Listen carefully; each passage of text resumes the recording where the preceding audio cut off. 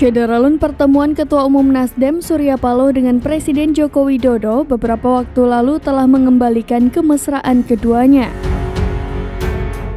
Sejumlah pengamat menilai pertemuan itu untuk kembali mendekatkan hubungan Nasdem dengan koalisi pemerintahan Jokowi usai Nasdem mendeklarasikan Anies Baswedan sebagai calon presiden. Kembali mesranya hubungan dengan Jokowi membuat Partai Nasdem diprediksi akan menarik diri dari koalisi perubahan bersama Demokrat dan PKS. Nasib Anies Baswedan untuk menjadi calon presiden 2024 pun berada di ujung tanduk. Pengamat politik dari Universitas Al-Azhar, Ujang Komarudin mengatakan, Nasdem bisa menarik diri dari koalisi perubahan karena kini hubungannya dengan Presiden Joko Widodo sudah dekat lagi.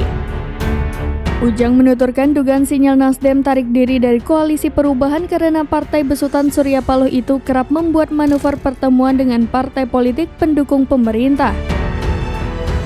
Karena itu, Ujang mengatakan Nasdem, PKS, dan Demokrat menghilangkan ego untuk bisa mempertahankan koalisi perubahan hingga pendaftaran Capres maupun Cawapres pada 19 Oktober 2023 sampai 25 November 2023.